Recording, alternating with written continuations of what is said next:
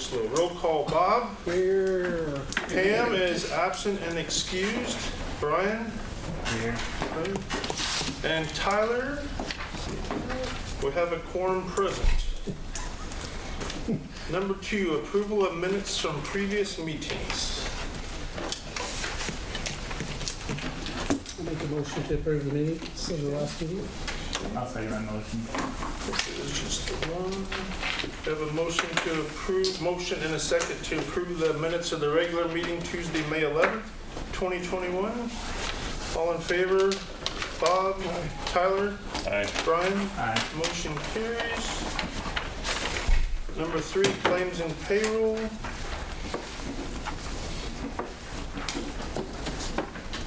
I didn't see any issues. Any questions I have? I emailed Courtney a couple questions. I was trying to remember which one was the email and which one was the web server, and the other one was about the potholes, the not tar, but Cold mix? cold mix, yeah. That was my questions I had. I'll make a motion to approve claims and payroll. Okay, second. I'll second. Okay, Brian, Aye. Tyler, Aye. Bob. Aye. Motion carries. Number 4, reports. Manor. I am just here to kind of give you a quick update of what the facility has been going on. We continue to take the guidance from CDC and CMS for the facility allowance for visitors, vaccinations. The CMS is requiring us to report on a weekly basis the number of vaccinations that are given, along with us doing testing. Any staff person that has been fully vaccinated, which is 2 weeks after your last dose, no longer has to get tested unless they have signs or symptoms. So we have about 20 staff at this time that are still getting tested on a weekly basis. We follow the county positivity rate that CMS provides us on a weekly basis for some guidance of what our county is going through, of how often we have to test or if we have an outbreak type thing.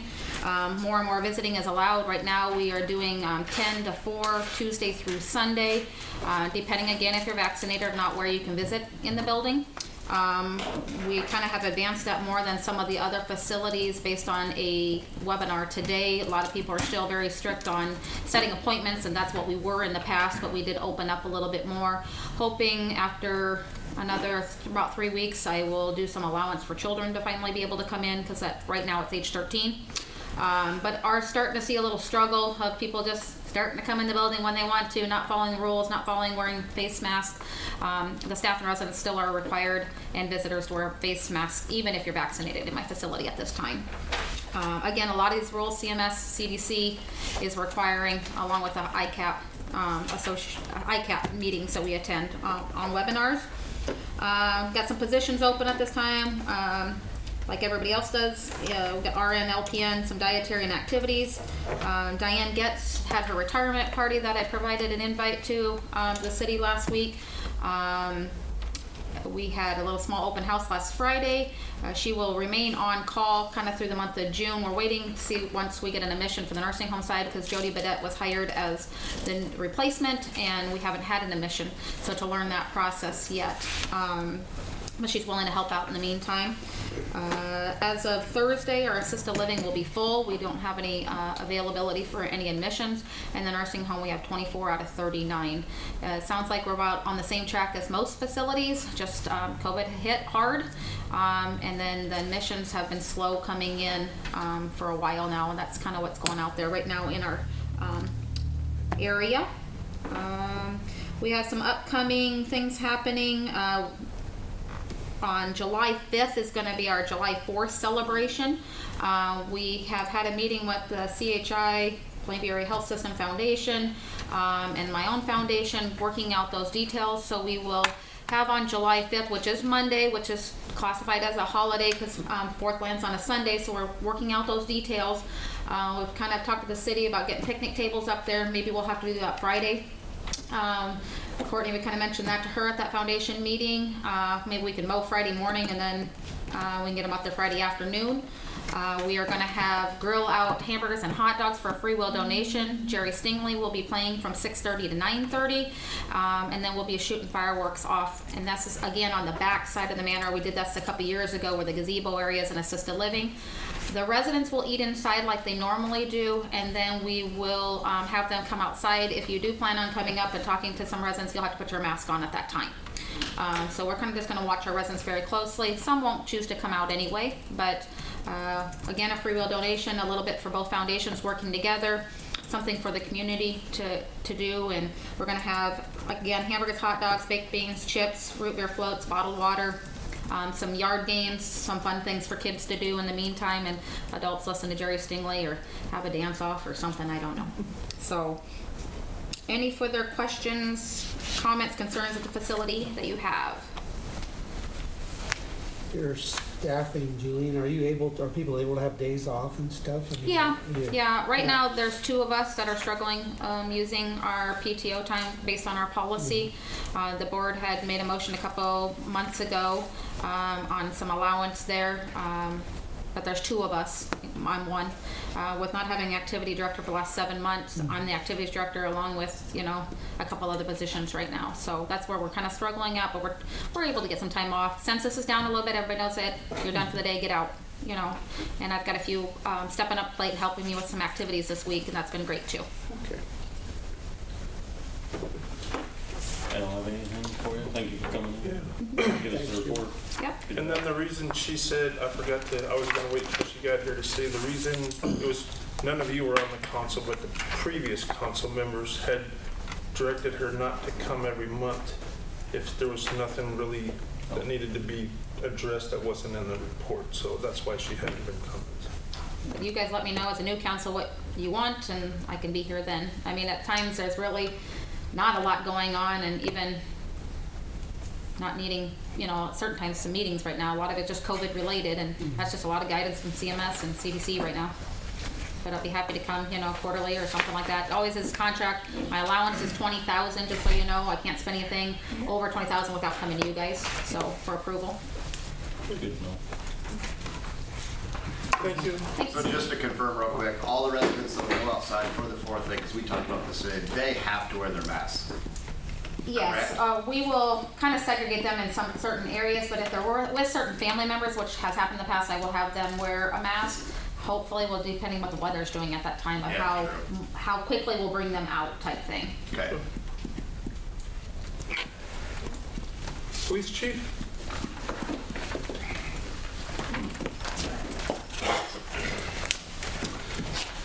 Good evening. Good evening. Okay. First of all, I know it's May we're talking about here, but Clown Days went real well. Friday, Saturday, and Sunday, most of Sunday anyway, so it was very calm. Everybody behaved themselves, and we had no issues at the dances or nothing, and they were very well organized. And in the month of May, pretty much the same thing as the last few months. Health and Human Services calls, a lot of those. We have had a few missing people we've been hunting for. A lot of them were little kids, but we luckily had found them within 5-6 hours. A lot of them just took off and went to some friends' house until we found out where they went, but they were pretty young. And there has been a citation or 2 on some that neglected to watch their children that were really young. Other than that, I'll take any questions if you have any. One question that I really have is, so we have Jordan that's going to be trainee, Yes. and then the 2 part-timers that we hired. So I think I missed that meeting, or I wasn't around. What are they? What hours are they? Just curiosity, or just kind of whenever you guys are out of rotation? Well, Christy Halleck, she was having her Fridays and Saturdays off of her full-time job. Okay. So she would work one night, whichever was convenient for her, to help us out. Now she has like Monday and Tuesdays off, so she might try to fill in if she can. Sometimes she works till 9, 10 o'clock at night, and she might want to come out for an hour or 2. I go, well, it's kind of up to you, but if nothing's going on, we really don't need you. But Mr. Dan Halleck, he plans on working a little bit more in July when I'll be gone for about a week, 2 weeks in July, so he plans on helping a lot then. Okay. So it's kind of, with their full-time schedule, kind of what fits in and how the night's going and what's going on. Fill in the gaps. Okay. Well, I was just curious. Thank you. Any other questions? Thank you. Economic Development Report? Hello. Good evening. All right. Not a whole lot. We're still waiting on the Nebraska Department of Environmental Energy to release our money from the state so we can start our fourplex. So we don't know how long that's going to take. On the DTR grant, in May, we did have the DTR committee meet. They went through 22 business applications that were submitted. We were there with NENET, so it's looking like approximately 278,000 of the 345,000 that we received, or 435,000 we received, will kind of go out in round one. Currently, all of those applications have been sent down to the state of Nebraska, and they're going through environmental review, each building, each property, and then once that is approved, the funds can, we can go ahead and start the projects. We would like to open up round two about 30 days after that, since we told our business owners 60 days, and that was about 30 days ago. So if our business owners apply for both rounds, they look to get about $40,000 of grant money for a 10% investment, which is not bad. Can I bring something up on that? Yeah. Like, we are a business that has applied for that, and we already have them calling back and wanting to know if they got it or not. And one of them, it's because of shortage and demand, it went up already 6 or 8%, and by next week it's going up 25% more. So what will happen in that, because things aren't getting moved, I know it's a process, what they applied for might jump up in cost because of the slow turnaround on process here. Right. So a lot of the contractors, when we were going through the applications, quite a few of them had actually increased the potential cost of lumber and concrete, so they inflated it 20-25% because we weren't sure what it was going to do. So for a lot of the bids, they're already inflated, but the bottom line is the max amount that you can get in round one is that $20,000. We say 25 because the business owner has to put in 5. So if your costs go up, we still can't do more than 20, which is why we're trying to open up round two right away, because if your costs do go up and you want to continue with your project, you can maybe potentially apply for round two funds to help you cover the overage, in that round one. So it's the best we can do. I don't know if every business did that. I know the one that we didn't up their price. We just got an email the other day and said, by the way, if this isn't okayed and approved by June, I think 16th, it's another additional 25%. Right. Some did, some didn't, but we saw quite a few that were. So, on our Rural Innovation Challenge grant, this is the one that provides you guys comp strat plans. 5 Rural is going to be in the area this month, driving every road in the community and assessing all of the buildings and the conditions, sidewalks, concrete. We have developed a website for this project since it's so large. It's www.riseourregion.com. You can go to that website for updates. There are community tabs. You can click on Plainview and you can see exactly what is going on in Plainview, when it's occurring. The Pierce County land map has already been uploaded, so you can look at that if you want. And then on that landing page, there's a form. You can fill out that form and you can sign up for the newsletter, so you will get updates through the newsletter as well, so you don't always have to remember to go to the website. So we had the social media company that we hired to do that was in Plainview 3 weeks ago, taking tons of pictures and looking at a lot of those things. So our site looks nice. On LB 840, we'll talk about that later. I think Dr. Mary's coming in to do that, so we won't go through that now. Clown Days went really well. So I did the carnival, the fireworks, the PCV chalk contest, and handled getting all the business owner signs and some of the donations up. Public seemed to be really receptive. Again, our carnival company, our fireworks company, can't say enough about them. They did a great job again. So a lot of people braved the heat. Looked like numbers were down a little bit, but I think it's either a combination of COVID or the heat. We weren't sure, but it was kind of typical of what we've kind of seen in other events that have gone on across the county. So hopefully next year's a little bit more. And then our PCV interns are finally here. They're part of the University of Nebraska Rural Prosperity. This is our second year in the program. We have Lillian, Brianna, and Benjamin. They are students at University of Nebraska-Lincoln. They have hit the ground running. They've got 9 big projects to work on us, and you will see them out in the community taking photos. Follow our social media. You'll start seeing their articles going to hit the paper next week, so you can follow their projects that way, or you can just stop by the office and chat with them. So, Thank you. any questions? Thanks for everybody on the clown days. That was, I thought that was great. All the sponsors, volunteers. A lot of hands. Yeah. Fireworks were awesome. Thank you. Number 6, public hearing, nuisance property, 6:45 PM. The first one is 306 North 6th Street, and I was told that individual is out of state. What do you wish to do as a council?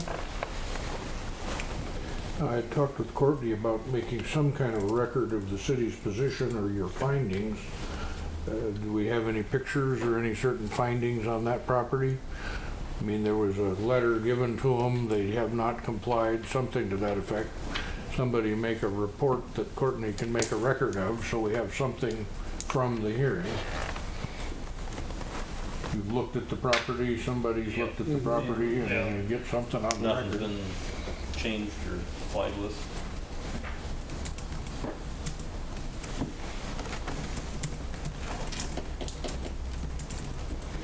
Do we use what's on here, Bruce? The house is not secure, large holes in the structure, miscellaneous debris and overgrown vegetation needs to be removed. Is that specific enough? Whatever you got. It's on. You didn't get one? Well, I may have that in my packet, but I mean, I just told Courtney to have them stacked up and be ready to call them the record. Do you have your copy or something? Yeah, That's what they're going off of. yeah, so. you got that, and the report of the committee that's working on it is that it hasn't happened, so it needs attention. That's where you're at. So I just need that much of a record, at least something in the minutes. Oh, do we not, so the next meeting, is that when we create the ordinance for, or resolution, sorry, yeah, thank you, resolution for like final date? Isn't that when we do that final date deal? Or is that no longer needed? I'll have to go over that with you. I have an outline of how this all can go down from a legal standpoint that I'll hand out later. Gotcha. We kind of bumped past city attorney's report so far. Well, it was the time is Yeah, I 6:45 know. tonight. But we'll get that out and go over those details on each of these. But since your hearing is tonight, just make a record. This property has not complied. And if you're ready to move on, go ahead. So if they miss the hearing, then we just move on? Yeah. Next. Yeah, you're just making the record that it hasn't been done. That's the essence of the hearing. Sounds good. So no vote or nothing, we just acknowledge that they, Well, as I said, I mean, the hearing is just, the city gives its side, right, property owner gives their side if they have a side, and you move on. right. Next one's 511 East Pilcher. Yep. Right. You want to approach the podium? Or? Thank you.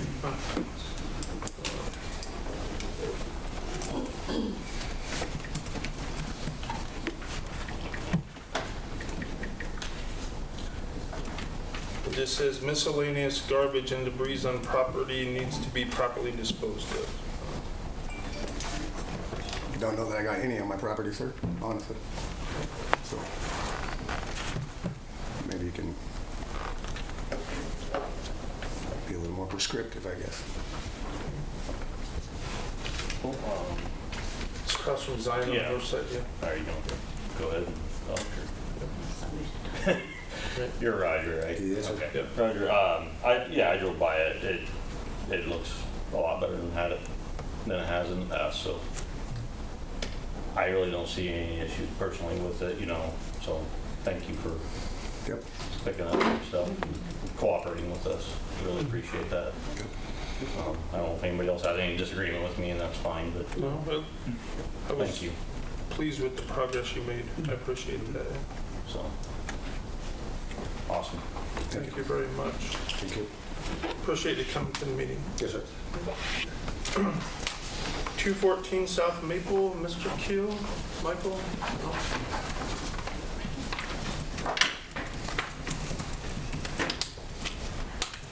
Hi. Hi. Haven't seen you for a while, sorry. So, sorry, it said, property has unlicensed and inoperable vehicles and equipment. There are old tires along with miscellaneous junk and debris that need to properly disposed of. Garage on property has partially fallen and needs to be removed. It's all done. I didn't get by there today. Yeah. I saw a lot of the vehicles were gone. Well, there was only 3 vehicles there, so I don't know what. No, it's all gone. The garage is cleaned up too. Well, it was just the lean-to, and the roof was the only thing that happened. The tree fell on the roof, and I removed that a long time ago. Okay. So the walls were just standing there, so. Yeah, I didn't see any issues driving by it. Looks good. Okay. Thank you very much. Thank you. Thank you. Appreciate it. 208 South Maple, Larry. Yeah, it's all cleaned up. Oh. You want to approach it? Oh, sorry. Not really. Okay. Unlicensed and inoperable vehicle, garbage, junk, and mattress needs to be removed from property and disposed of properly. And I know you said that you're you're the owner, and it was the renter that had left the mess. Yeah, they moved and so I cleaned everything up. Okay. Is it currently occupied then, or is it empty? Did you go by there today? Or? I did. Yeah, I did. Thank you. Yeah. That looks good. I agree. Really, I people was are just stepping up and cooperating, so it's, thank you, Larry. 214 East Locust, Don Dasher Jr. Not here. Okay. Tires.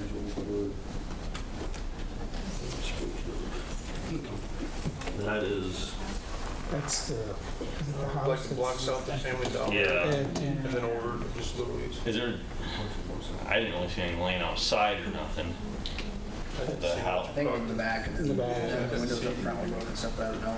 I didn't see much progress. I didn't go by there. Okay. I can't vouch for that one then. Yeah, I haven't been by it since. And the last one, 107 South Pine, Mr. Schaefer. So what was the answer for Okay, that? I didn't get to an answer there. I mean, you Sorry. waved off on all but one, or does this need more action or not? More action, yeah. The windows broke out of the porch. Still stuff on the floor. So that one, you still conclude that it needs Yes. attention. Sorry. Unlicensed and inoperable vehicles on property, miscellaneous garbage and junk needs to be disposed of properly. A little bit of garbage left, there's only one camper sitting there. Thank you for the progress That's you the made. RV.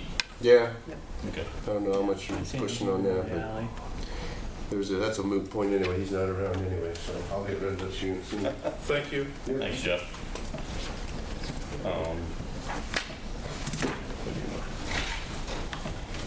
Hey, that's Jeff's decision, but you guys, I drove by it. yeah. They moved the camper and stuff. It don't look terrible. The I'd say the residents are no longer living yeah, there. I'd say no more action needed. Yeah. 107 South Pine Street. So just the first and the fifth one then, Bruce? 306 and 214, Yes. Locust. Yep. And then we'll go back, sorry, city superintendent report, Kurt. Public hearing. Yep. Oh, Make a sorry, yeah, motion to come. close the public hearing. Yeah. Before you do that, you're talking about public nuisance properties. Yes. And a block and a half coming home tonight from Norfolk, there were 4 of them, all on Plum Street. One, the garage is so inhabited with critters that, I mean, you don't dare let your children outside play, let alone after dark. The other one is up the street. That has been an issue for quite some time. I mean, stuff may be picked up, but that looks like shit, I'm sorry.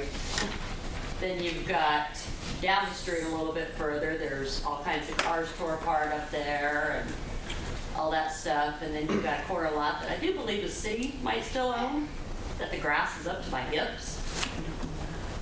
On the corner of, I don't even know if, Harper? Yeah, whatever street it drainage is, it ditch hits or- the dead end right yeah, there yeah. and plumb. Yeah. I mean, that grass is bad. That's where the 2 double wide trailers used to be. Yes, Yeah. yep. I mean, that's just a mosquito haven waiting to happen. The city does not own Right, that. the City does not own that. Oh, they don't no more? Nope. Okay. But I'm just, nuisance properties, I know when I owned the house there on Plum Street, I got talked to several times about that garage. Well, We understand, this is just what we see as we're out and about. We haven't drove up every street, checked everything yet, and this is, people recommend it and stuff, so, I mean, you gotta bear with us. We're trying to get everything we can and I stuff like that, understand. But I'm so. just, those, like I said, within a block and a half, it was boom. Right. Yeah, because we can't do them all at once, and we've been busy, and this is the biggest list I've ever seen on Yep. a council meeting ever. And everybody's doing a great job. I will say to remind people though, the council does not recommend these. These go through our health board, I was just gonna say. which is comprised of the mayor, which is Brian, Bob. president of the council, which is Bob, Jerry, which is the chief, and then And Nathan Nathan. Steck, which is our physician. So if you do have questions, comments, or concerns, please reach out to them, and then they can bring it forward, definitely through the health board. So And we meet the last Monday of the month normally, at yes. 6 p.m. But you let let Jerry know the property and put it on, so we can be put on the agenda. Not a problem. Yep, perfect. So he's the man. Thank you so much. Okay, sorry, motion to come out of the public hearing. I'll make a motion. Okay, second. I'll second that motion. All in favor, Tyler? Aye. Bob? Aye. Brian? Aye. Okay, we got a few, city superintendent report. He is not here today, but if you have any questions, I can probably answer them for you if you need to. I did not have any. Okay. I can tell you the biggest thing lately is with the pool and clown days. What he's doing now is actually get some more chemicals in. The reason why it was closed was just because they had lack of chlorine in there.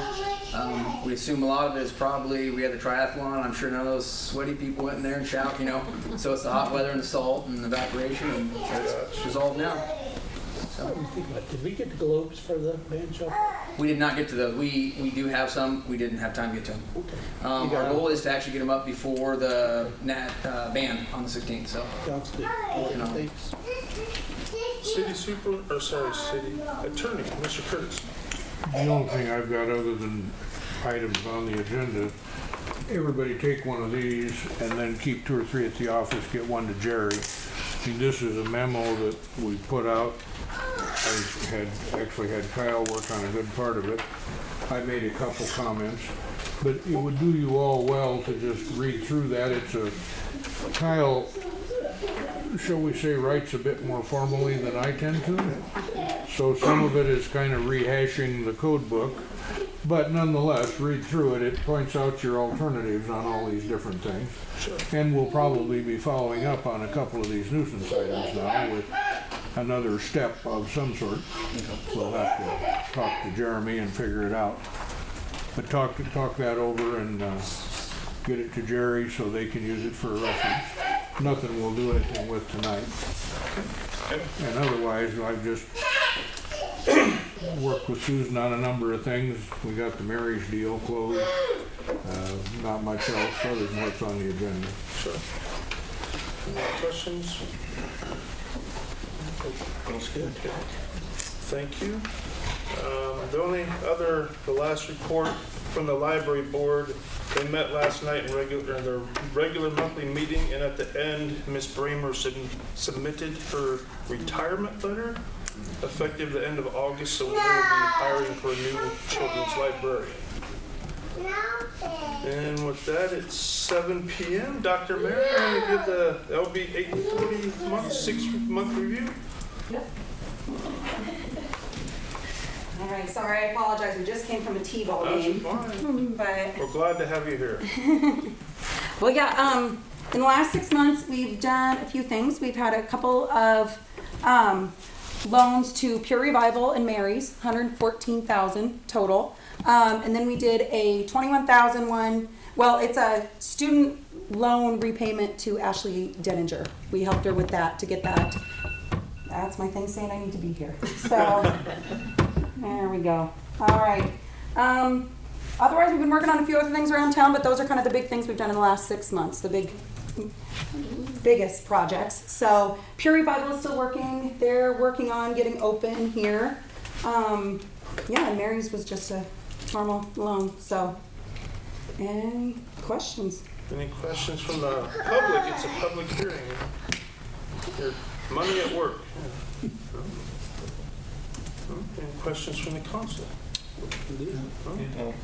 Thank you. Make a motion to come out of public hearing. All right, I'll get these kids out of here so you guys can have their meeting. They might learn something, you never know. I make a motion to come out of public hearing. Okay, second. I'll second. Brian? Aye. Tyler? Aye. And Bob? Aye. Okay. Back to number 5, Mayor Board appointments. Zoning Board, Ryan Ober is a renewal, and Wim is the new dentist husband. He is taking Tim Utek's spot. He wished to resign or retire.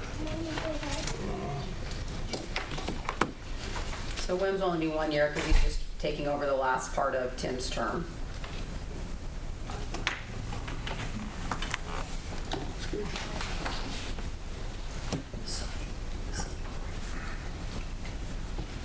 Just need a motion and a second.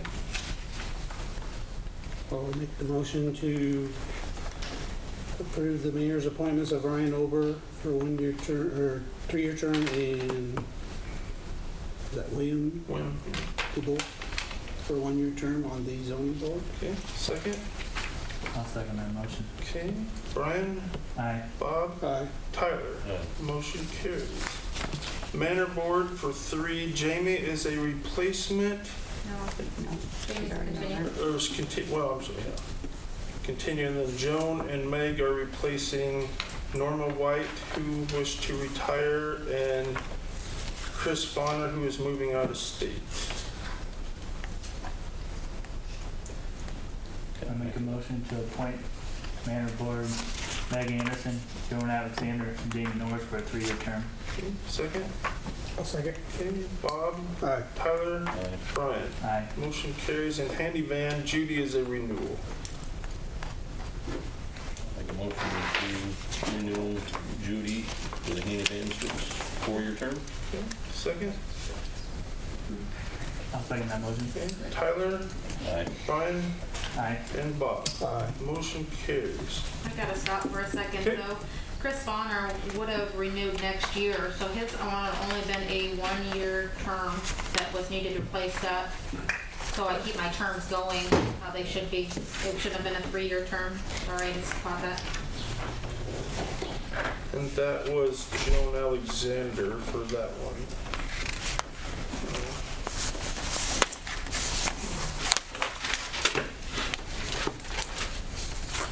Thank you for that catch.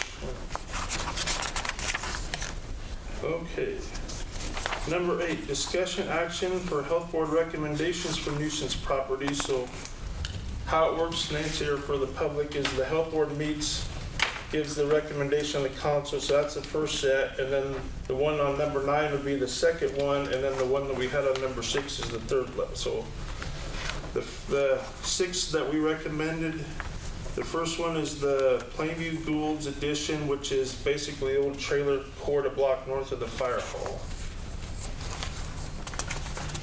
There's a house there that's not quite secure, so to speak.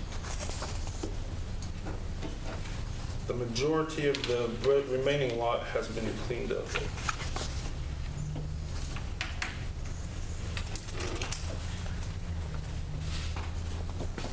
We making the motion to send the letter, Brian, is that correct? Right. Okay. I'll make a motion to send a nuisance letter to the Plainview Gould's blocks 13, 14, 15 to secure the house or remove it. Okay, second. I'll second the motion. Okay, Tyler? Aye. Brian? Aye. Bob? Aye. Motion carries. Next one is 101 West Congress, and this is the, as you would say, a repeat offender, Brian. I drove by there. I think we could probably send them a letter. Okay. So I make a motion to send a letter to 101 West Congress.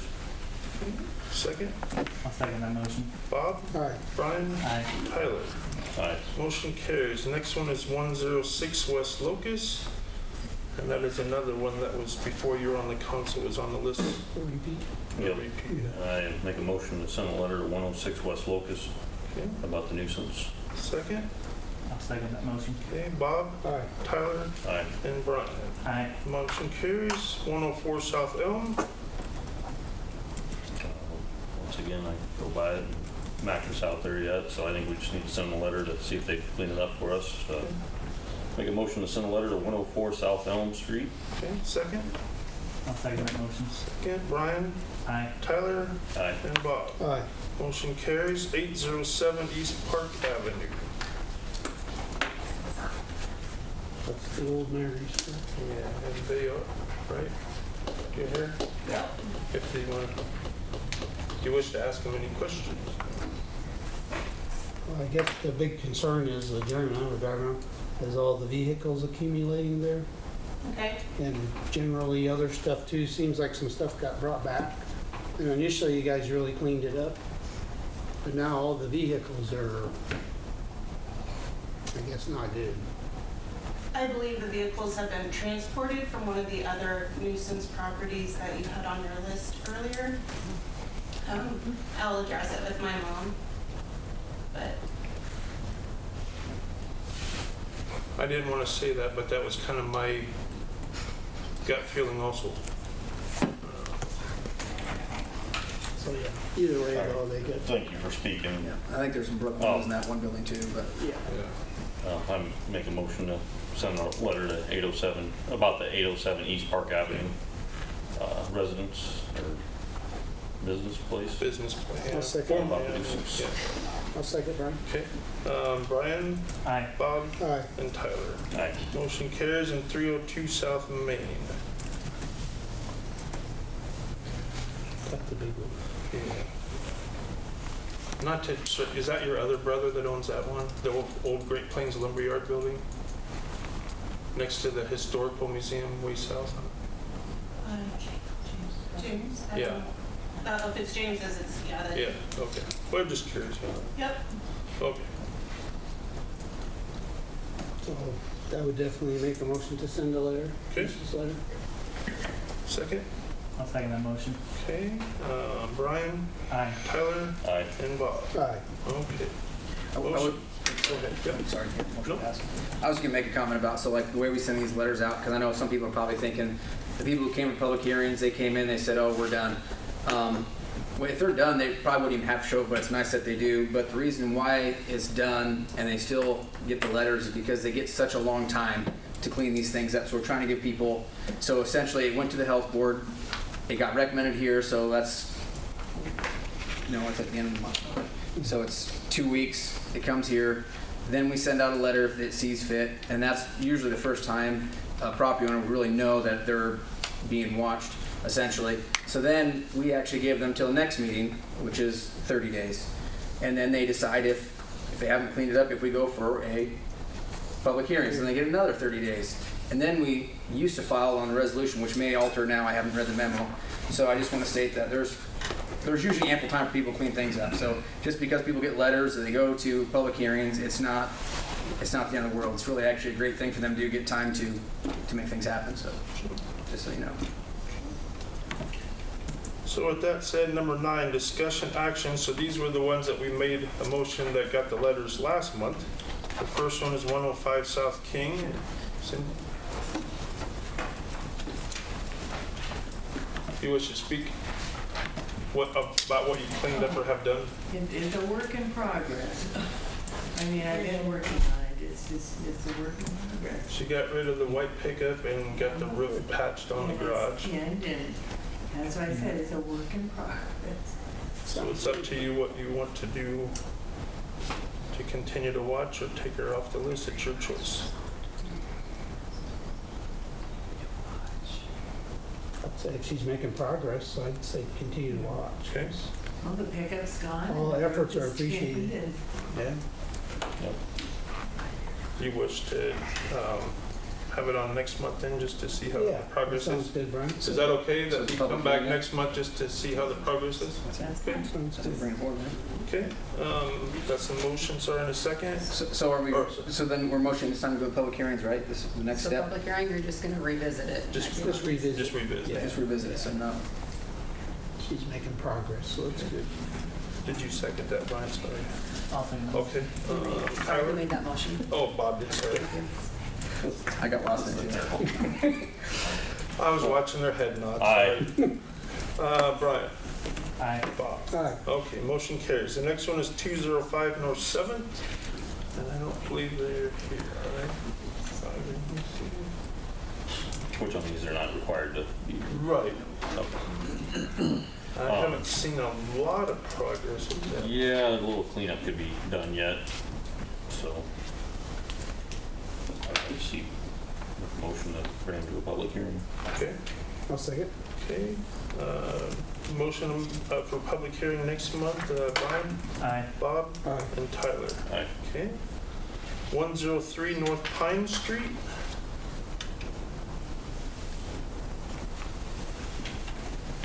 That one, I drove by it, I didn't see anything, is everything gone, or? I didn't see any progress myself. Or, okay, I'm just probably not looking, I didn't wanna. Just right, Yeah, okay, just went to the There we It's highway. all on you really gotta look at it. Okay, I It's didn't, really I tough. just drove Yeah. by, so I can't vouch. You can Yeah. see more Yeah, Yeah. there was no progress. Yeah, there's no progress. Okay, behind it. okay, well, I'll make a motion to send them a public hearing on 103 North Pine Street. Okay, second. I'll second. Okay, Bob, Aye. Tyler, Aye. and Brian. Aye. Motion carries. 107 North Pine, which is 2 doors north of there.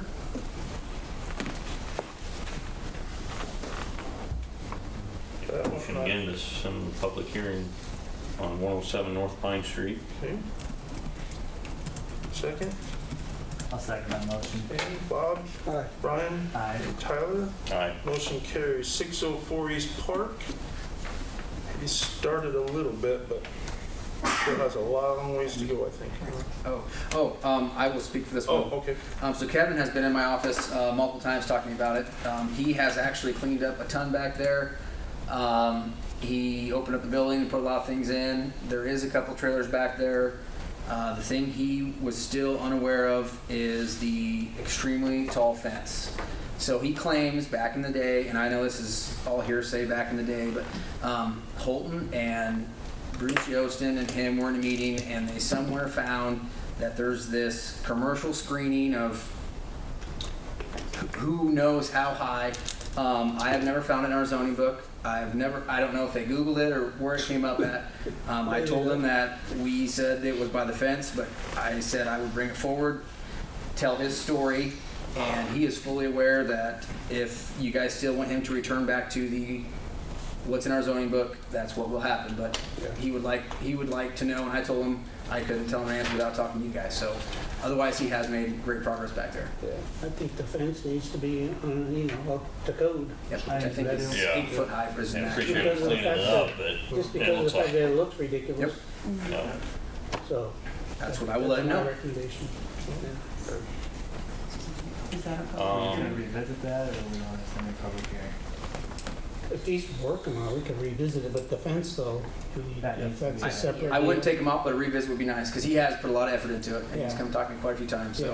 I'll make a motion to revisit 604 East Park Avenue. Okay, second. I'll second that motion. Second. Brian, Aye. Bob, Aye. Tyler. Aye. Motion carries. And finally, 104 North Main. I don't know about the junk in the rear, but the front is still unchanged.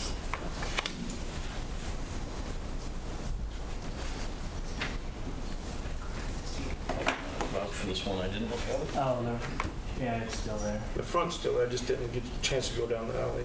Yeah.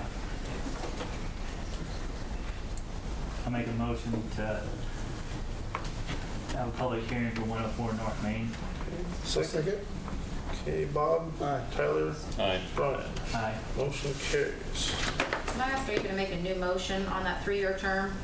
Oh, sorry. Well, you have two 3-year terms for me again and 1 1-year term. That wasn't a new motion made, so it still stands as a 3-year because there's no new motion. Gotcha.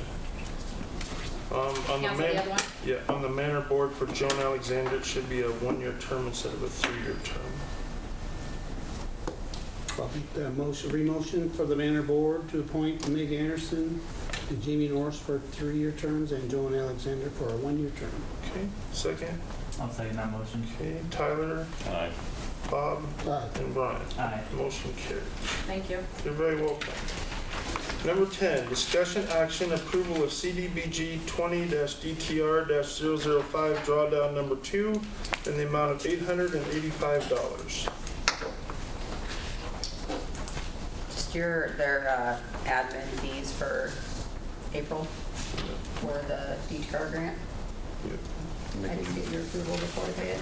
Make a motion to approve the CDBG 20 DTR 005 drawdown number 2 of $885. Okay, second. I'll second that motion. Okay, Bob. Aye. Brian. Aye. And Tyler. Motion carries. Okay, number 11, discussion action zoning board recommendations for building permits. There's 3 of them. The first one is 301 North 4th for a house addition, garage, and porch.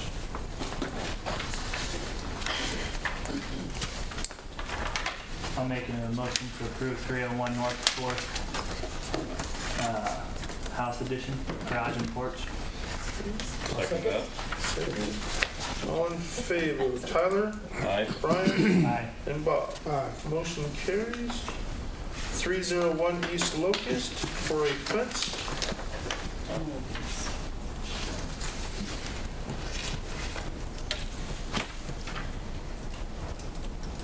I'll make a motion to approve the building permit for 301 East Locust for a fence. Second. I'll second that motion. Okay, Brian, Aye. Tyler, Aye. Bob. Aye. Motion carries. And finally, 301 West Woodland for a fence. I'll make a motion to approve the 301 West Woodland on the fence. Okay, second. I'll second. Okay, Tyler, Aye. Bob, Aye. Brian. Aye. Motion carries. Number 12, discussion action, zoning board on how to proceed relative to a dollar store type ordinance and zoning code. Make plans to have zoning board review and recommend as necessary.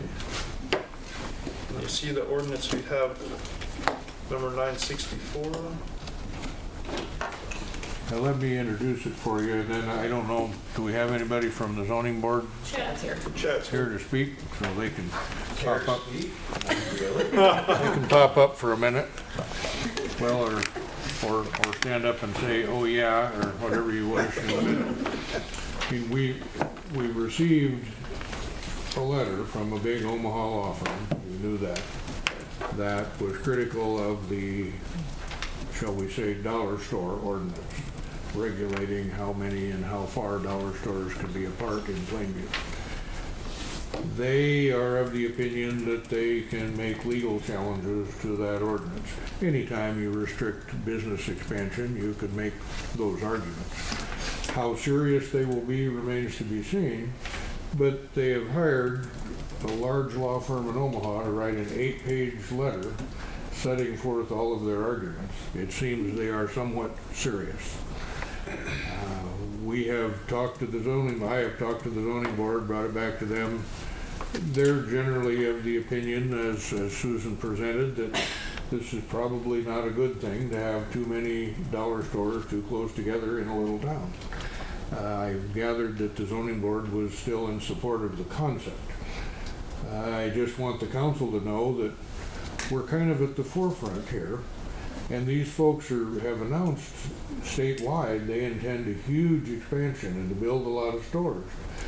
They don't want to lose these kind of fights. It could mean Plainview is taking the brunt of their attack if we continue to argue with them. They would like to make a presentation to the council. I don't see that as a problem to hear them out, whether they would call in or like to make a presentation. I mean, their letter is partly persuasive economic development argument, partly this violates due process, this violates the Constitution, this violates a lot of stuff. I mean, it wouldn't be bad for the council to hear them out and see what they have to say. I don't think you should make any decisions in a meeting having a discussion with them. They might like to call in or Zoom in or have a special meeting. Does that make sense? Do you want to do that? It does, but Bruce, the last I knew, they didn't announce who they were. Yeah. Well, we're getting, So, I mean, we have in this. I'm just pointing that out letter, on record that. Yeah, we have in this latest letter that they represent Colby Capital LLC, a Kansas-based development company that invests in retail properties.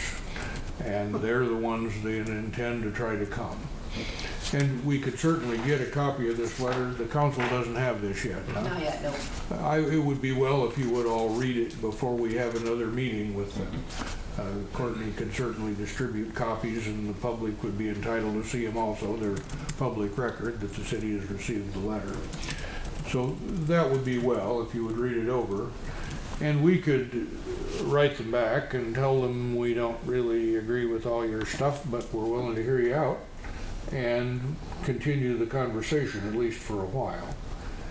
It would be unfortunate and unpleasant to end up in district court on some big uproar about this, but you'll have to decide the policy situation of that when the time comes.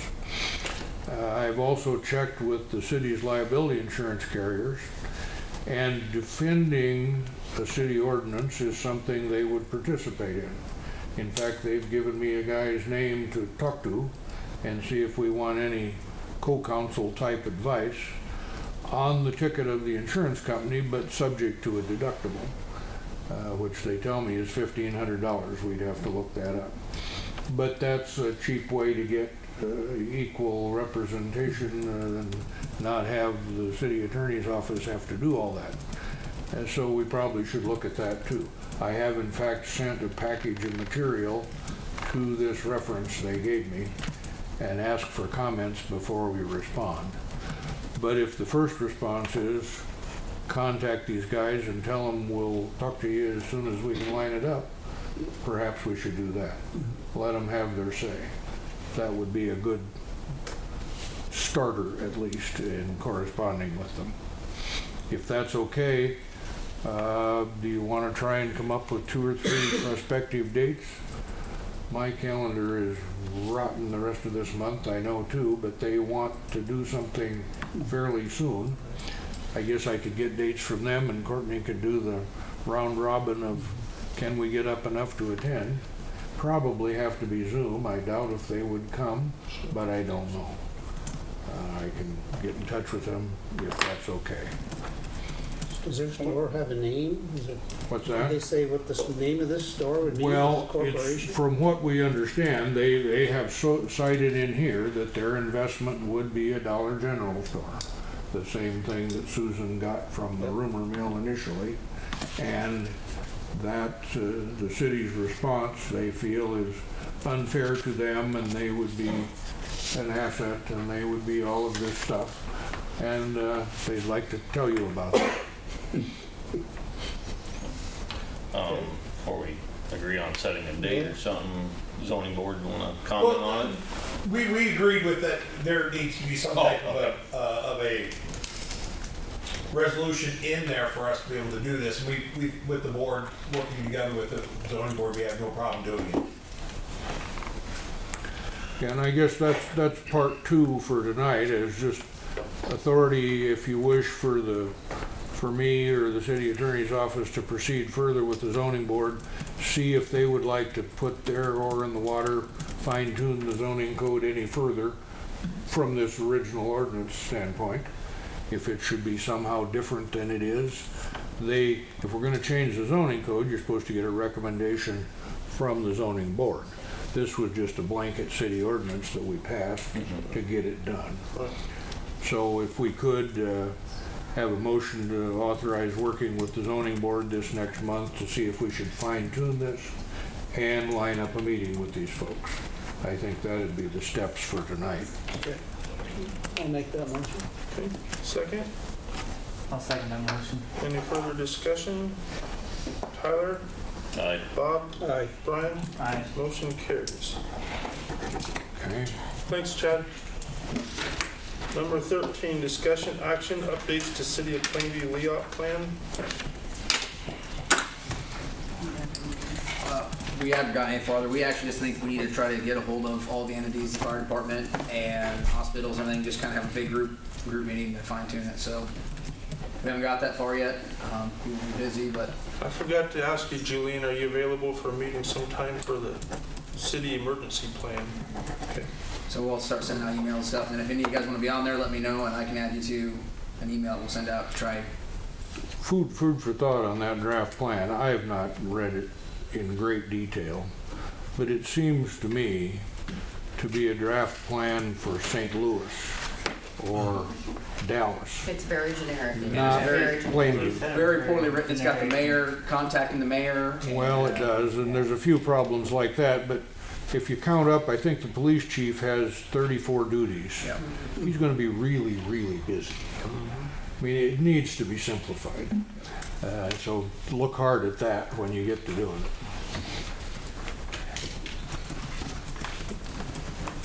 Number 14, discussion action transfer station and trash rate increase. That's already there. Nope, you're good. So this is just the tip of the iceberg. We're not gonna take any action or anything on it. This is just kind of starting with our budget season. Believe it or not already.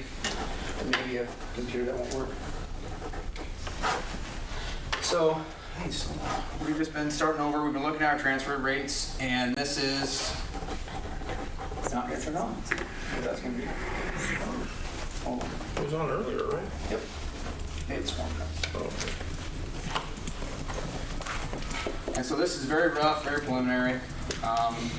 Obviously, nothing set in stone because we haven't even looked over the budget for that. But our goal is to hopefully this month. That's something we're going to talk about is setting up a budget meeting. I guess as well as a dollar store meeting.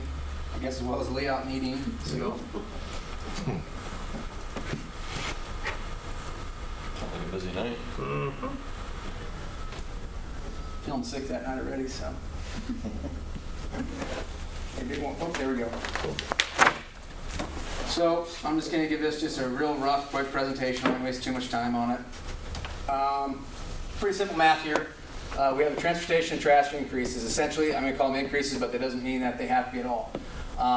We're going to start off with our trash utility bills that we currently receive.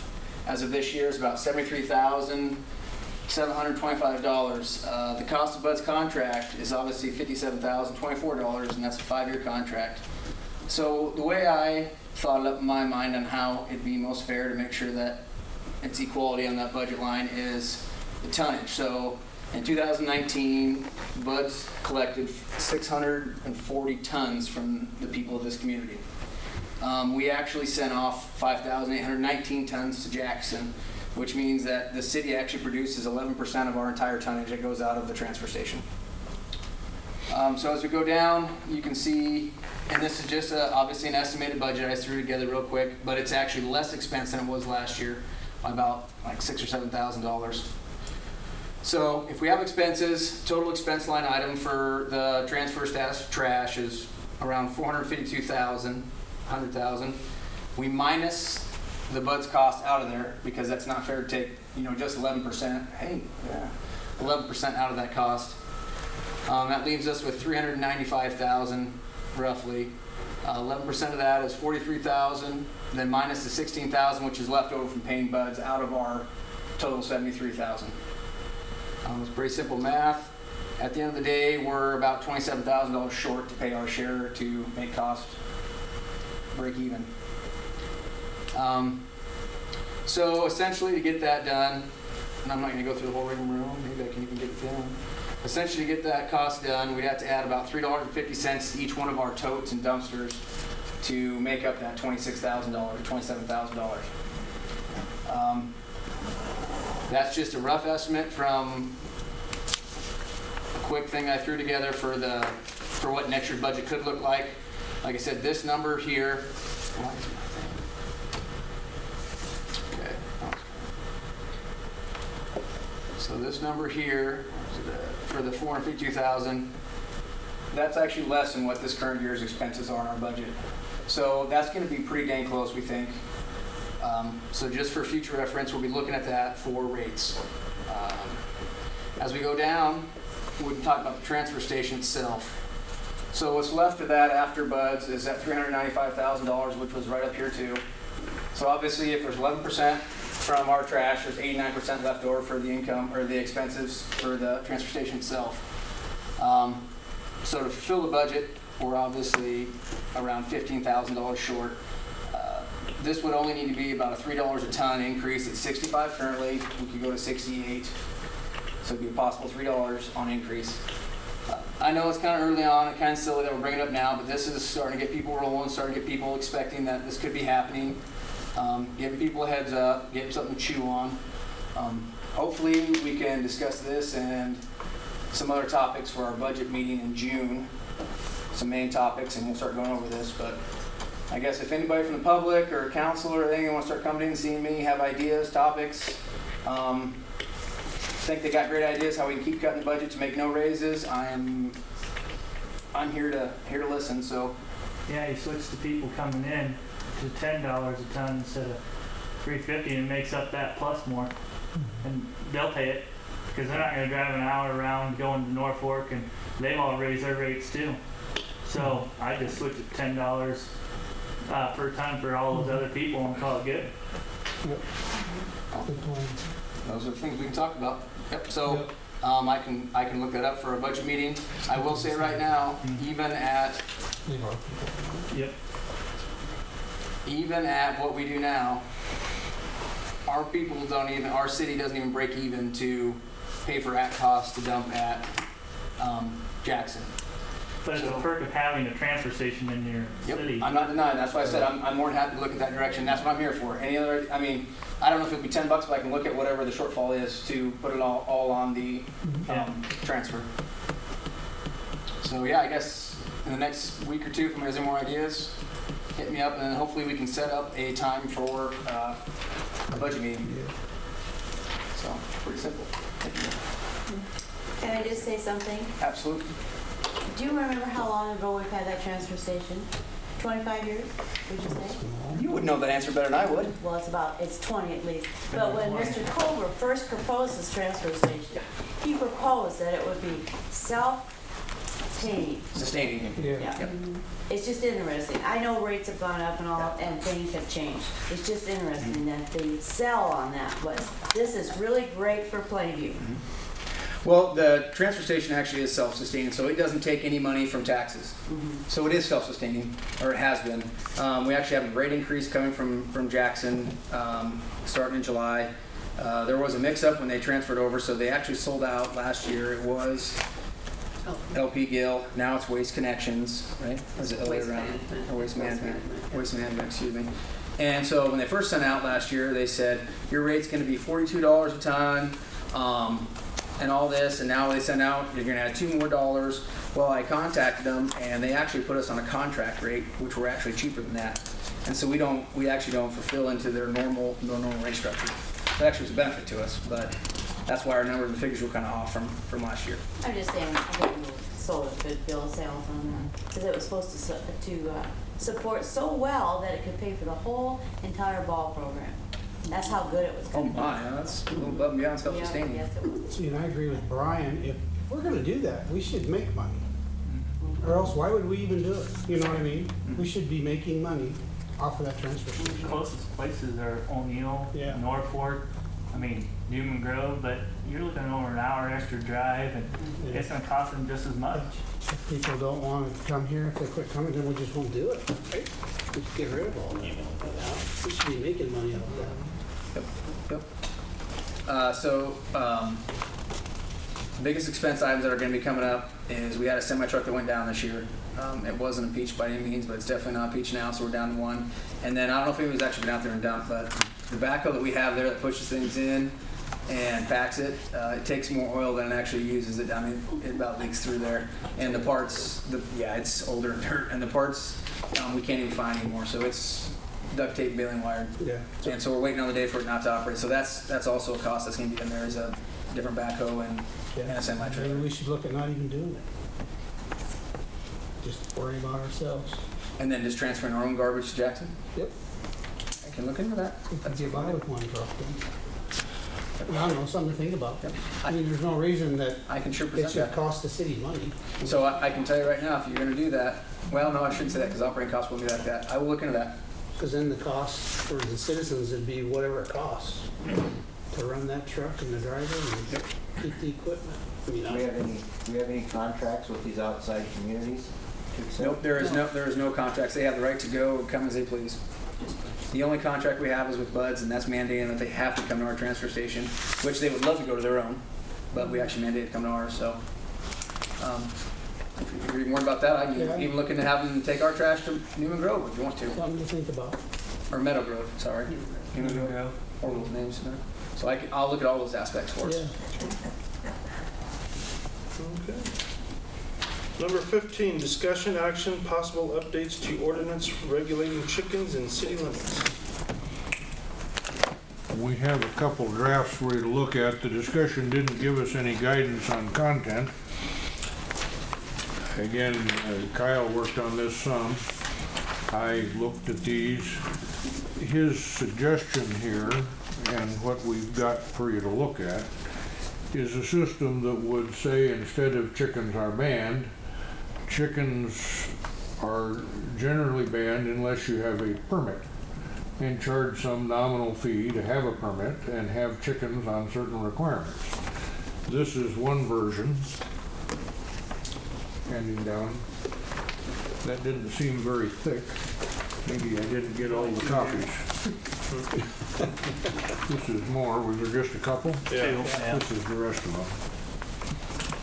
And the version that we had prepared that you're first seeing has got a bunch of decisions made on footages and dollars and things that seem to me to be bordering on inappropriate for the city attorneys to be making. This second one that's coming around has blanks where all of those decisions have been made. Let me have one off the top. I thought I grabbed one, but I don't think I did. And the decisions, and I think this is really just to be absorbed and brought back next month. It depends on how fast you want to work at it. But the decisions are, if you're to allow chickens by permit, how many? How close can they be to a neighbor's house? How big does the coop have to be, so many square feet per bird? I'm not a chicken person necessarily, but Kyle's original draft that he's got the numbers filled in says 1 square foot per bird. Seems to me that's kind of small. 3. About 3 square feet per bird. Yeah, that would make more sense than 1. So we went to a blank. But there's blanks there. But I guess I think you need to absorb the concept, think about these terms.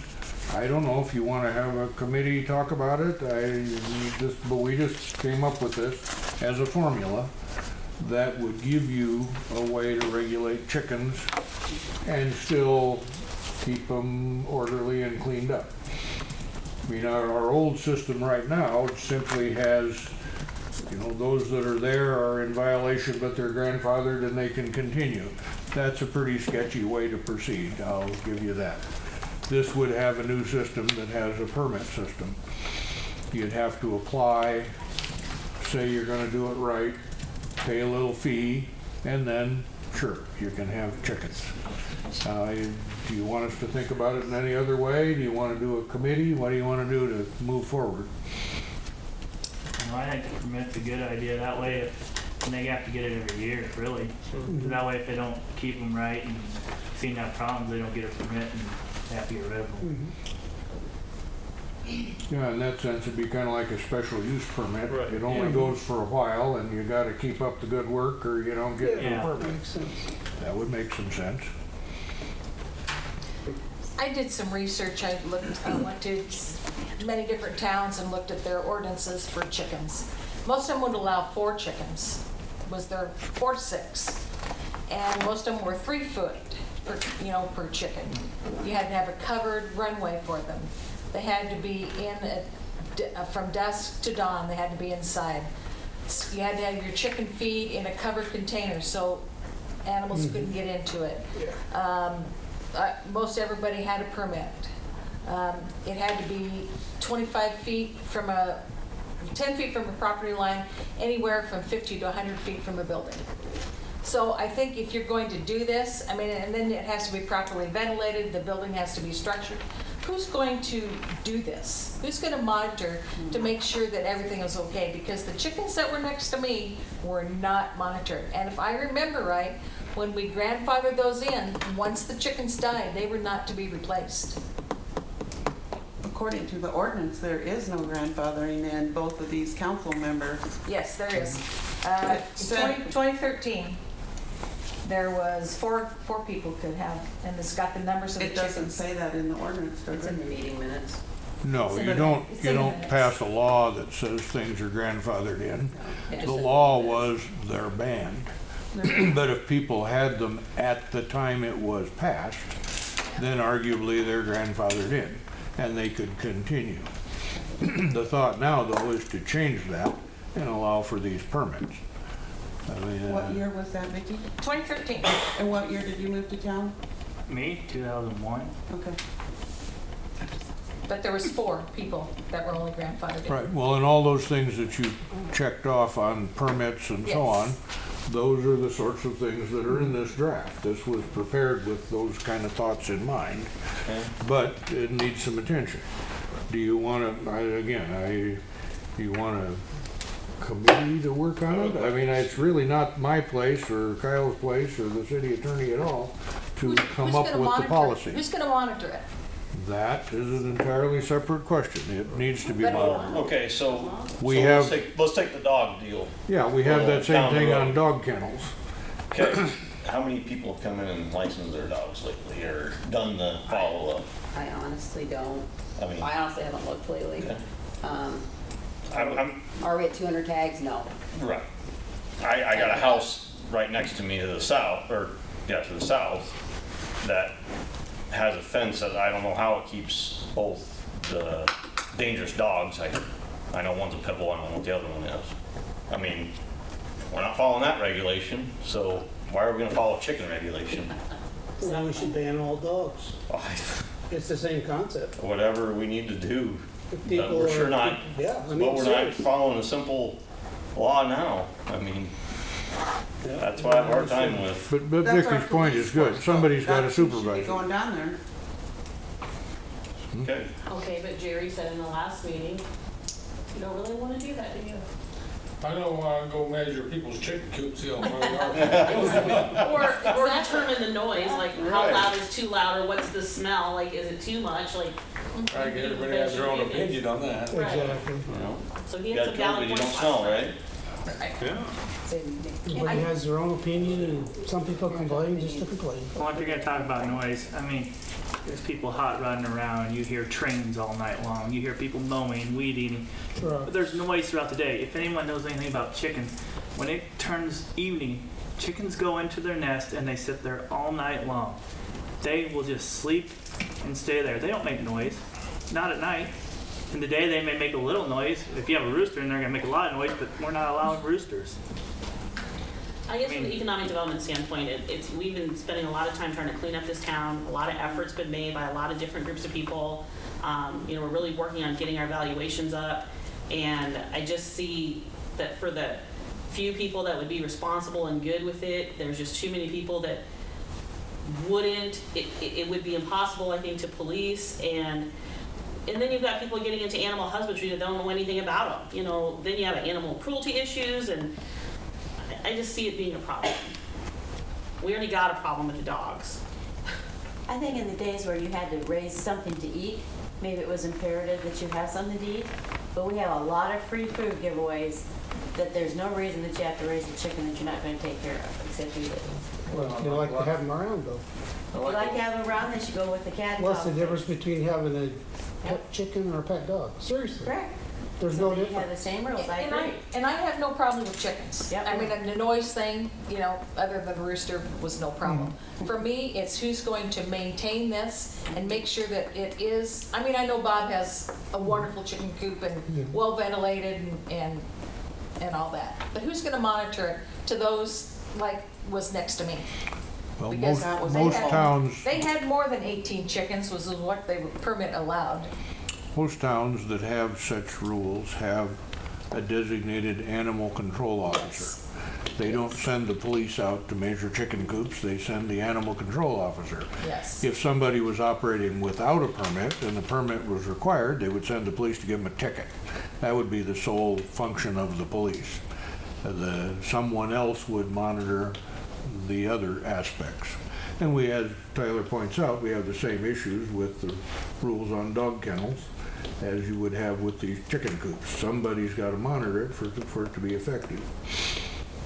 So if you're prepared to do that and probably pay someone to do that, then you could do a permit system.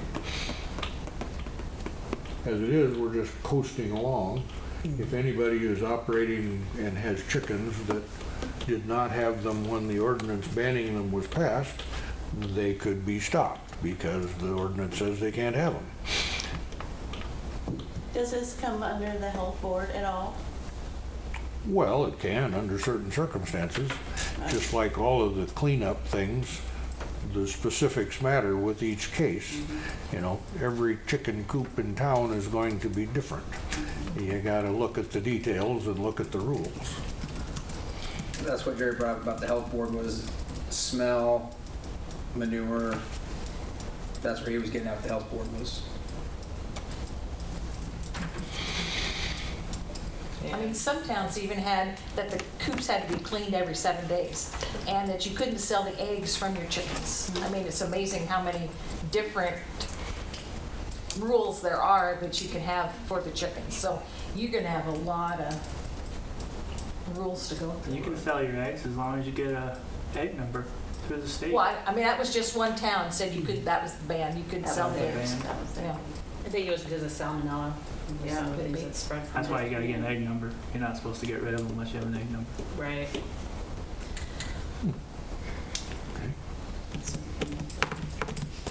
Is there anything against having, when we form committees, usually it's like 2 council members? We can have, I guess the dogs, we had members of the public, didn't we, the citizens? 2 or 3 members of the public and at least a council member or 2, I don't recall. Yeah. I mean, if you can work out the details and work up a compromise, it seems like a few people talking that over outside a city council meeting is a good way to take care of it. Sure. But again, that's not my call. I was. Would you be willing to serve, Tyler? No? Oh, you said yes, sir. No. No, okay. I will. I know, I was gonna ask you next. Bob? Vicky? Shelley? I will if Gail won't. I will. Well, I was asking you first. You're the first option. Okay, Gail? Okay, so the He's four more of you willing to will, after the meeting tonight, try to figure out a date and time or to meet amongst yourselves, or, Can you repeat those names? sorry, Gail Celine, Vicky Peterson, Brian Alder, Bob Smith. Okay, thank you. Okay, number 16, discussion action, possible updates, permitted hours for fireworks in city limits, ordinance/resolution possible. Okay? Same thing, different day. And this was basically brought up because of the week, the 4th of July falling on a Sunday. Right, and we'd had the potential then of having an expansion to say on the 3rd or 4th, you can have fireworks till midnight. Right now, it's just the 4th. So again, I'm trying to not make policy decisions for you. Here's the first one. This is fairly simple by comparison to the chickens. But this says, the first one says, 3rd or 4th, any 3rd or 4th, all the time. Here's another version that would be kind of a compromise. Courtney brought up, what if it's not a weekend? What if it's a weekday? Do you really want to do this? Do you really want to have to change it? we checked on whether you can back it off to a resolution, and the basic conclusion is, if it's an enforceable thing that you want to be able to fine for, probably not. It needs to be an ordinance. So if we leave it in the ordinance book, that's the first thing. The first version says the 3rd or 4th, no matter when that is. The second version I just made up out of thin air, but on the 4th till midnight it says, other days 10:30, but if the 3rd falls on a Friday or Saturday, then midnight. So it would let the 3rd run if it's a Friday or Saturday, but not every 3rd. You could modify that however you want, but that gets you to, if it's a weekend, maybe you could go to midnight. If you could live with that and not have to change it every year. You certainly don't want to change it every year. If you're gonna make it the 3rd, always don't care, live with it, use the other one. If you want it to be the 3rd is okay till midnight, but only on a weekend, use that one. So I'd just say, like, not hypothetical, whatever, this one, the second one gets passed, would have been in effect this year, so the 2nd is on a Friday, so then they stop at 10:30, then the 3rd is a Saturday, it'd be midnight, Yep. Sunday the 4th would be midnight. Right. Okay. It'd only be the 3rd and 4th that would qualify. Okay. And only the 3rd if it's a Friday or Saturday. Now, you can make that read however you want, Sure. but that gets you to most of your weekend issues. Sure. And then a special permit, like for the manor to do it on the 5th this year? Yeah, that's a The separate 5th is already thing. included in your ordinance, so if you read it. Till 10:30. Yep, if you read it, it says June 24th. Currently, it's June 24th to July 5th. Fireworks can be distributed in the city. And So the under 5th's already other included. authorizations by the city council. Yep, so it's already in there, Yeah. so the 5th's Will be already done by included. then? Yep. Thank you. So these are passable. In fact, if you want to get it done for this year, you best get at it. So it'd still be ordinance number 958 then, right? Because it's just an update? Or No, that I could have be a to new do number, one. new number, New number, new number. it's a new ordinance. And you're leaning toward the one that says the 3rd only on a Friday and Saturday? That's the one. The second one. Your number would be 965, I had a typo on the agenda. Okay. Fireman. So ordinance number 965, which is the second handout. We have a first on that. I'll make a motion to adopt ordinance 965, Okay. change of the fireworks. Okay, is there a second? I'll second. Any further discussion? Okay, Tyler? Aye. Brian? Aye. Bob? And Pam is absent. Motion passes on first reading.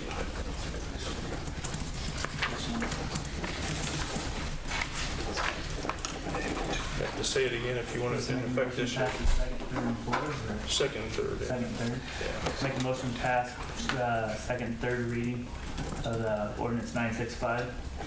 I'll second. Second, any further discussion? Brian? Aye. Bob? Aye. Tyler? Aye. Motion passes on second and third reading. Okay, number 17, discussion, sale of old Lagoon property. So this was brought up to me by Lingenfelters, a month ago, a month and a half ago. And I told them I'd get back to them, and I haven't found any news from the FSA office because I wanted to figure out about, like we talked about, putting the CRP, pricing.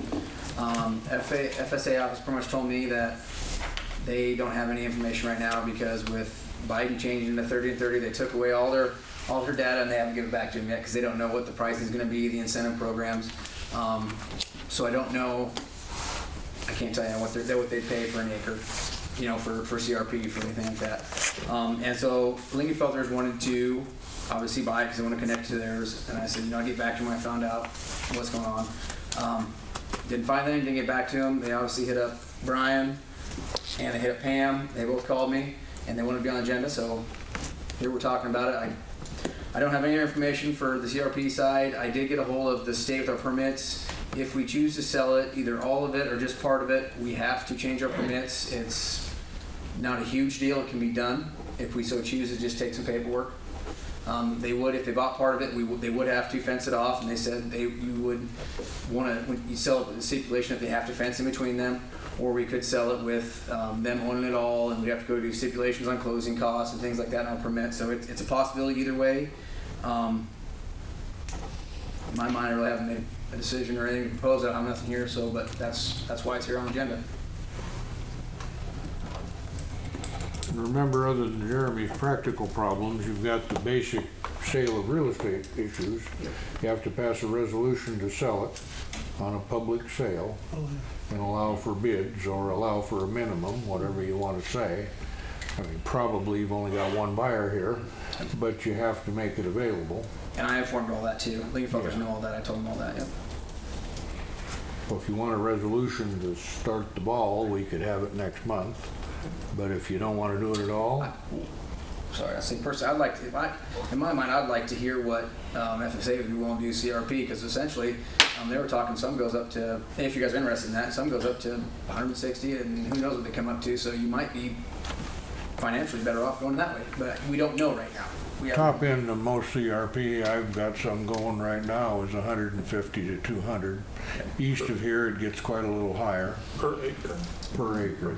And she said they're coming out with bigger incentive programs for it now. So it'd bring you $1,000 a year. But the other thing to remember about CRP is it is a tremendous pain from a management standpoint, because then they want you to control the weeds, and then they want you to plant flowers, and then they want you to do 16 other things. So it's not exactly a gravy train. It'd be a lot of annoyance for the city staff if you were going to try and keep it up. Well, I think our last 2 years we received, well, there's 17 acres out there, possibility. So if you got $200, you'd have like, what, $300-$400, if that was the high end. I don't think it'd bring that. I think the quality's not that high. But currently, the last 2 years, it was $700 and $800 what we got out of the deal. So we really cut a hog on those. Yeah. But yeah, I would have to think the value of the property would be worth more to the city than the rent, but that's entirely up to you, if you count the trouble and time of taking care of it. I'd say table it and bring back the information. Thank you. We're in no hurry to do anything, so. Yeah, they're not going to get anything done this year, so No. if you did sell it, it could happen over the winter, and then they'd have it available to do work next spring. the reason why they came in, because they heard when we weren't renting it out, they heard that I said CRP, and they came in scared because they said, oh, that'll lock you down, then we could never get on it for 7 years or whatever. And so that's why their big push is to not get into a program. True. But, so.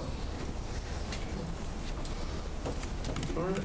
Number 18, discussion, possible ordinance regulating indoor furniture on porches and lawns.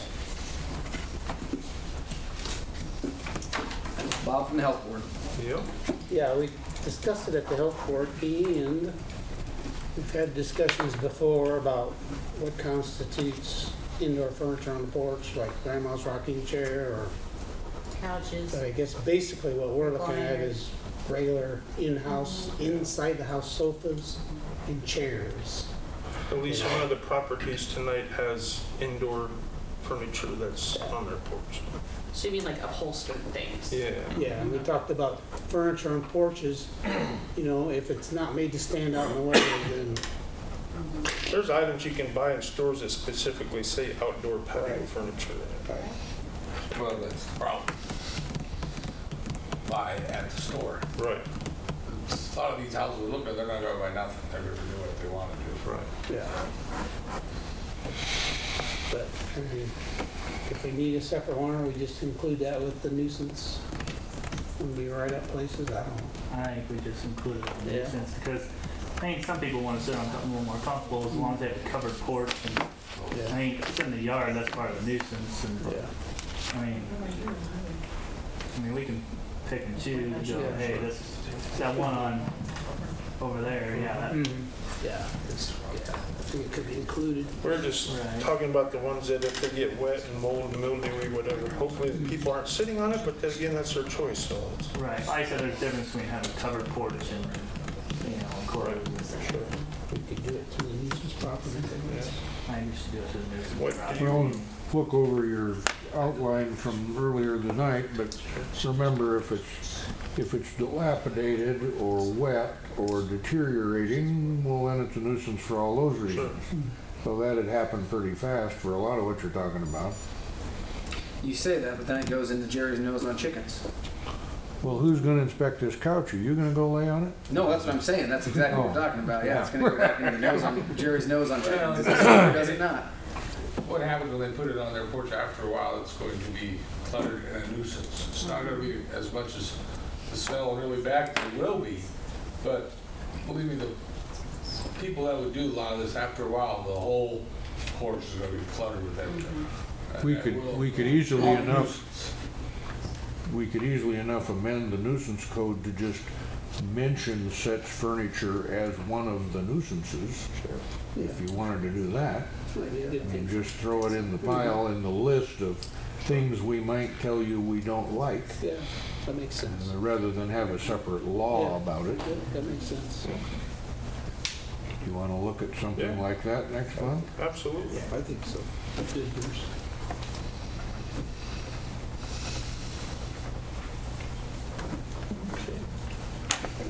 Number 19, council comments, Bob. Yeah, I was, I think in the last few days, and I don't know how we go about this, but the city, in our city, there, I can think of 4 houses that need to be tore down. And the houses that need to be tore down, the people don't have the money to pay to tear them down. And so then that leaves the city to pay for everything, which the city can't afford to do it. So I'm wondering how we're gonna get this accomplished. Do we budget for it, or? We sure can. Money in your budget. I think we should. Does that mean you're going to obtain the property though, or? Well, see, that's the thing, like, with a certain person I've been talking to, he wants to use the city as the construction crew, and then I just don't. We're not a construction crew. Well, I mean, that's what he wants. Yeah, that's not going to happen. And then he's rid of the house, well, we have a lien on the property, but he still gets to use the property. Yeah, I don't think That's the problem. I don't think that's a smart way to go. I mean, if It he could wants to go sign on over the forever. property, we could move on, I think, some way like that. And that's what I was wondering, how do we? Well, remember, if you move on them and tear them down and put a lien on them, Yeah, you can then foreclose that lien and resell the property, okay. but you still don't get blood out of a turnip. If you got $7,000 on the vacant lot That's what and I'm it sells saying. for 500, then that's what it's worth. Yeah. Yeah, but maybe we sell it like we do everything else. You know, you have 18 months to build something on it, and Yeah, you know, you could use it as an over the long incentive. run, we'll get our tax dollars. Because that's another thing, you have all these empty lots in town too, you know, in the blocks, and it's just, but there's no other way around to tear them down though. Is there a way, if these people are willing, they could sign over the property Mm-hmm. if they're willing to? But I'm sure most people aren't. They want the city to. They want us to tear them They down. want us to fix or pick up too while we're there for nothing, but. Well, some of these old lots, they're like what we call infill properties now. And the newer homes, the homes that people want to build, they just won't fit on these narrow lots. Yeah. So, you know, while the LB 840 subdivision was buy 2 lots, so you have more land and you can build the house you want, these little infill lots are really difficult to do that. Some cities, like when I worked for Creighton, what they did is they did tear a house down and then they took the property, which they did, the city did own, and asked the neighbors on either side, do you want a bigger yard? And they would split it, you know, and they got rid of it that way. But still, again, you're losing a little bit of that uniformity. You know, a neighborhood has a look to it. A few of those houses have pretty big lots. Mm-hmm. Yeah, they do. Some, if you've never looked at a plat book, as you run down Locust Street east from the business district, an awful lot of that was platted in 25-foot lots. And that just wouldn't happen today. But that's what it was when that was done. And there's a lot of 25-foot houses all the way down that way, little bitty houses on 25-foot lots. You gotta have 2 or 3 of them to have room to build a house that most people would build today. So, if we do the lien thing and foreclose on it, and then the city owns all these lots, then we have to take care of them, but I don't know what the answer is. Well, that's... Other than the houses need to go. I think exploring ideas, keep exploring. Yeah. I mean, it's a bad deal for the city, but we're the ones that have to deal with it, so. So we're making progress. I thought So, the last meeting, to resolve all this lien stuff and everything, I thought it was the citations, take them to court, make them act on it. I Well, thought that was like the that's golden that's key. what where you're Yeah. headed here, and you can do that. That's what I read, yeah. You can do that, but you know, if you end up finding somebody $200 and then next time $500, the city is stuck at about a maximum of 500. I mean, that's an attention getter. But if they don't have $7,000 to tear down a house, they're still not gonna tear it down. I mean, if you want it gone, the city's gotta bite the bullet and do it, more than likely. Yeah. You know, you can force the cleanup with the little fines, but you're not gonna force a major expense like that. Just food for thought. Sure. That's all I got. yeah, again, I just want to thank the Clown You're welcome. Clown Days. Yeah. I just, sponsors and then the response, and it was just the parade, drove through the parade, and it was amazing how many little kids come out. Never knew that. So really thanks on that. Thank you anybody that's cleaning up properties. Unbelievable progress on some of them, and keep on going on those. Brian, I knew, like I said, I was going to bring this, I knew we were going to bring social media back up. Representing our town, you cannot argue on social media or be responding. I mean, that just does not look good. I'm talking about arguing about the time of the fireworks. I mean, you're the mayor. You're the middleman of this town, the one. You please don't get on Facebook. Please don't get on and argue with volunteers. They do a heck of a job, and we need them.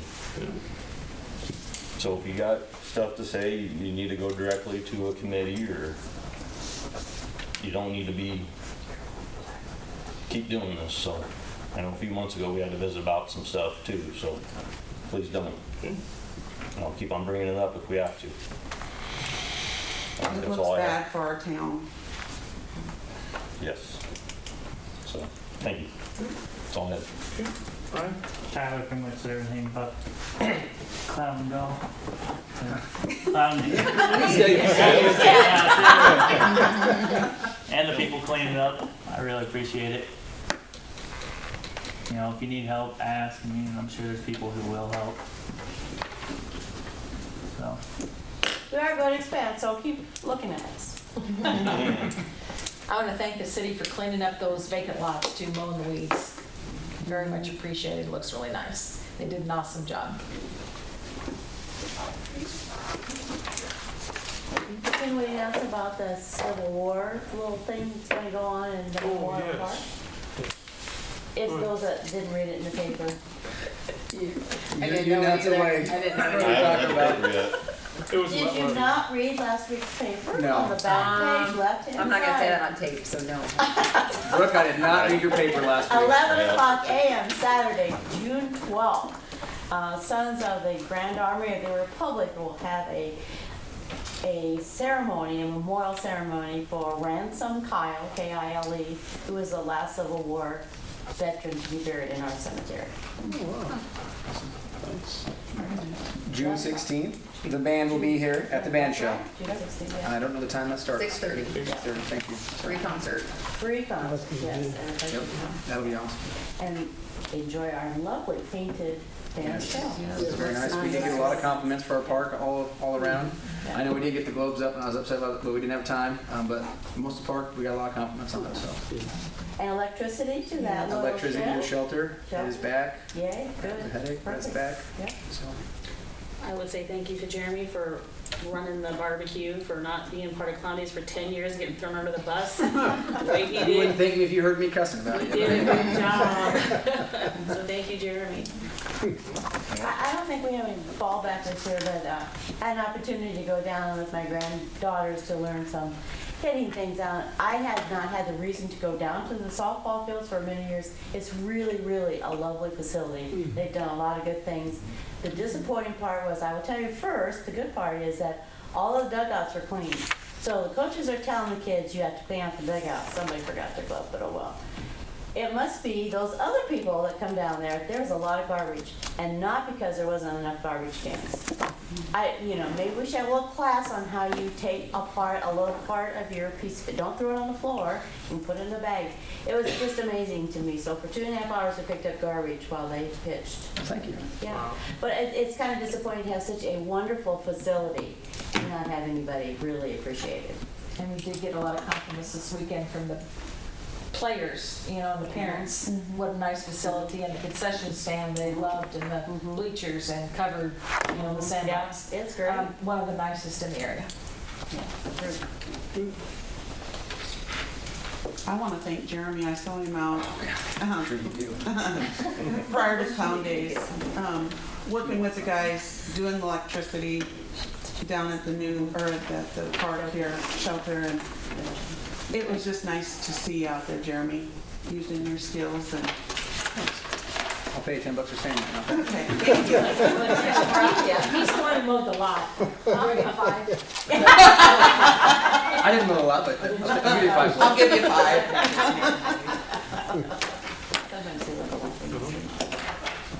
Motion to adjourn? So moved. Second? I'll second him. Brian? Aye. Bob? Tyler? Adjourn. Thank you.